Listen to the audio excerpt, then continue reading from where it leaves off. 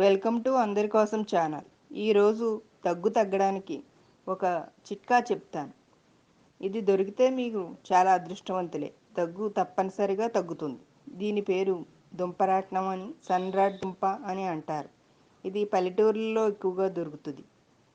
పట్టణాల్లో ఉండేవారు వాళ్ళ చుట్టాల ద్వారా ఈ దుంపను తెప్పించుకోండి. ఈ దుంప చిన్న ముక్కని ఒలిసి మెత్తగా నూరి దానికి సమానంగా తేనె కలిపి పరగడుపున నాలుక మీద పెట్టుకుని చప్పరిస్తూ తినాలి. ఇలా 3 రోజులు చేయాలి. గంట వరకు ఏమీ తినకూడదు. తప్పకుండా దగ్గు తగ్గుతుంది. కాకపోతే ఒకవేళ దగ్గు తగ్గకపోతే మళ్ళీ వారం రోజులు పోయాక 3 రోజులు ఇలాగే పరగడుపున చప్పరిస్తూ తినాలి. దగ్గు తప్పనిసరిగా తగ్గుతుంది.